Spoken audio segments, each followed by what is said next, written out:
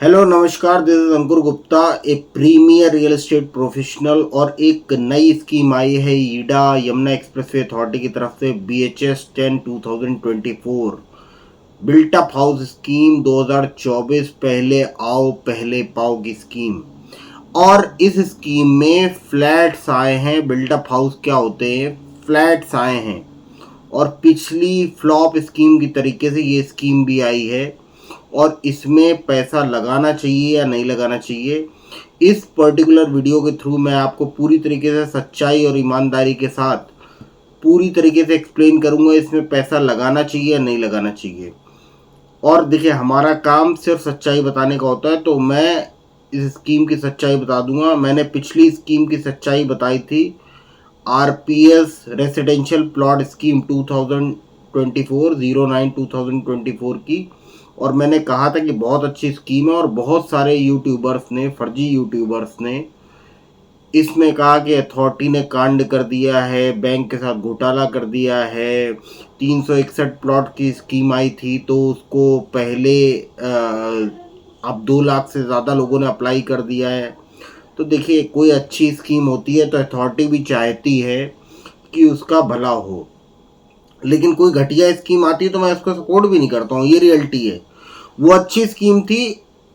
अब देखिए, किस्मत की बात है, वो तो सिर्फ किस्मत के ऊपर डिपेंड करना था। बैंक को क्या फ़ायदा पहुंचता है, कितने परसेंट पे ब्याज लग रही है। आप भी प्रॉपर्टी खरीदने जा रहे हो अपने प्रॉफिट कमाने के लिए, तो अथॉरिटी भी सोचेगी ना। और अथॉरिटी का पैसा कोई अथॉरिटी की जेब में तो जा नहीं रहा है। सिंपल सी बात है, यूपी गवर्नमेंट के पास जाएगा और वो पैसा समाज की कल्याणकारी योजनाओं में पैसा खर्च होगा।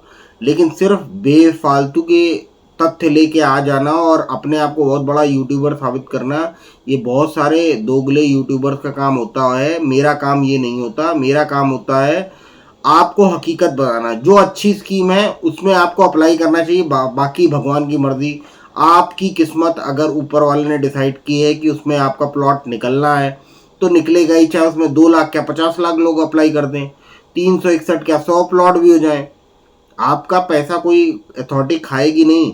लेकिन अभी ये जो स्कीम आई है ना, इसमें क्या आपको अप्लाई करना चाहिए या नहीं करना चाहिए, तो मैं इसकी भी डिटेल बता देता हूँ।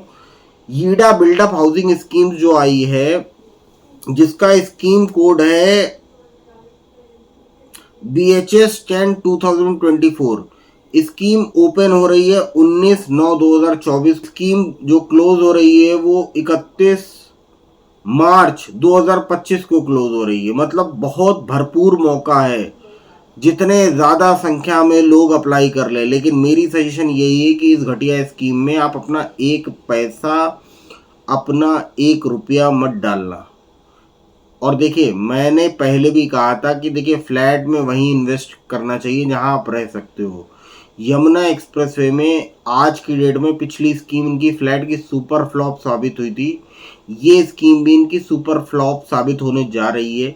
इसमें आप, मेरी सजेशन ये है कि इसमें आप अपना 1 रुपया मत डालना। इसमें जो फ्लैट्स इन्होंने निकाले हैं ना, मैं अब साइजेस भी आपको बता देता हूँ। इसमें जो प्रॉपर्टी कोड के साथ अफोर्डेबल स्कीम निकाली गई, उसमें 1 BHK नंबर ऑफ फ्लैट्स जो है उसमें 276 फ्लैट्स हैं। सुपर एरिया जो स्क्वायर मीटर में है 29.76 का है और कारपेट एरिया 21.62 का है। मतलब आपको लगभग 210 स्क्वायर फीट या 220 स्क्वायर फीट का फ्लैट मिलने जा रहा है ग्राउंड फ्लोर का, जिसकी कीमत होगी 23.37 लाख। फर्स्ट, सेकंड और थर्ड फ्लोर का रेट होगा 20.72 लैक्स। और EMD आपको जमा करनी होगी इसका 10%, लगभग 2,33,000 रुपए।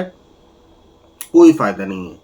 दूसरी जो स्कीम, दूसरा जो इनके फ्लैट आए इसमें B कैटेगरी में आया, प्रॉपर्टी कोड F+4 स्कीम में है। उसमें भी 1 BHK नंबर ऑफ फ्लैट 713 है।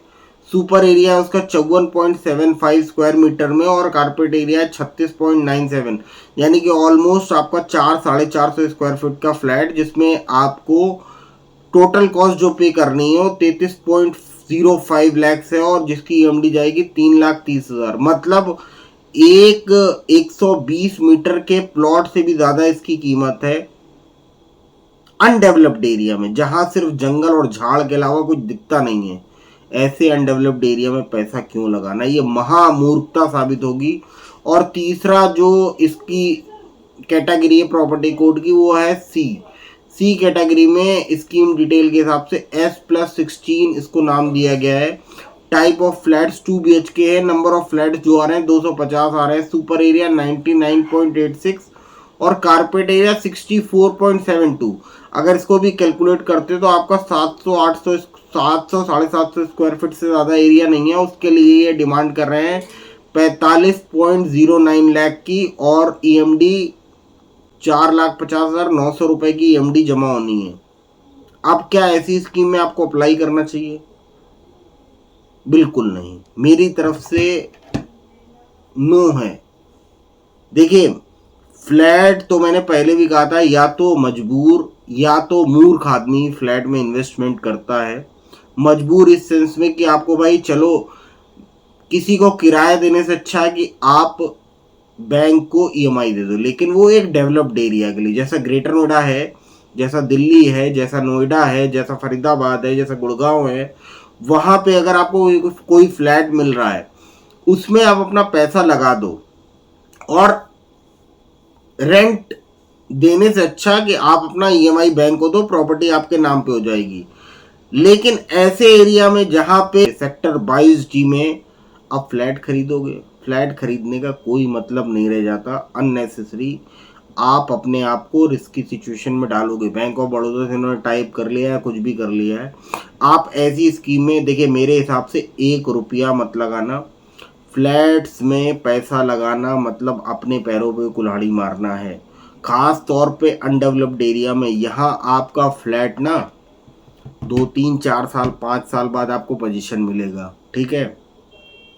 5 साल में भी वहाँ लोगों के पहुँचने की कोई गारंटी नहीं है। यमुना एक्सप्रेसवे में जो प्लॉट ले के बैठे हैं ना, जो बहुत बड़ी बड़ी बातें कर रहे हैं कि जी जेवर एयरपोर्ट के पास हमारे पास प्लॉट है, जेवर एयरपोर्ट जिस दिन स्टार्ट हो गया उनके प्लॉट की कीमत भी आधी से भी कम हो जाएगी। ये हकीकत है, क्योंकि कोई भी अच्छी फैमिली अपना घर एयरपोर्ट के करीब नहीं बनाना चाहती, क्योंकि फ्लाइट ऊपर से निकलती है, यहाँ से निकलती है, बार बार शोर शराबा, कितना ज़्यादा फ्लाइट्स का शोर शराबा होता है आपको पता है ना।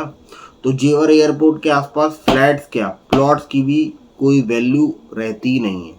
और जो बहुत बड़ा बड़े बातें सोचते, बहुत अपने आप को सोचते कि यहाँ पे प्रॉपर्टी के रेट 1 लाख 1.5 लाख 2 लाख पहुँच जाएंगे, वो सिर्फ सपनों में जीते हैं। हकीकत में उनको कुछ अता पता है ही नहीं प्रॉपर्टी मार्केट का। और हमारा काम है सच्चाई बताना। हम सच्चाई बताते थे, बताते हैं और बताते रहेंगे। और ऐसी थर्ड क्लास स्कीम में आपको अपना 1 रुपया लगाने की ज़रूरत नहीं है। ये मेरी सजेशन है। जो अच्छी स्कीम होती है उसके लिए मैं बोलता हूँ कि उसमें पैसा लगाइए। जो थर्ड क्लास स्कीम होती है, मैं किसी का यमुना अथॉरिटी का कोई एम्प्लॉय नहीं हूँ कि उसका प्रमोशन करूँ, लेकिन ये मेरे पर्सनल थॉट्स हैं as per my real estate experience. और being a premier real estate professional, मेरा काम है लोगों को सच्चाई बताना, लोगों को अवेयर करना। सो मैं करता था, करता हूँ और करता रहूँगा। बाकी आपके सपोर्ट की ज़रूरत है, आपके प्यार की ज़रूरत है। और मेरे यूट्यूब चैनल को मैक्सिमम नंबर में आप सब्सक्राइब करिए, वीडियोस को मेरे लाइक करिए और शेयर करिए, सो दैट कि मुझे भी लगे ना कि भाई मैं लोगों के लिए भला करता हूँ तो लोग मेरे लिए क्या कर रहे हैं। बाकी आपको कोई भी क्वेरी है, आप मुझसे बेझिझक बात करिए। मैं आपको अपनी तरफ से हर संभव मदद करने की कोशिश करूँगा। और इसके लिए कोई चार्ज भी हम नहीं कर रहे हैं।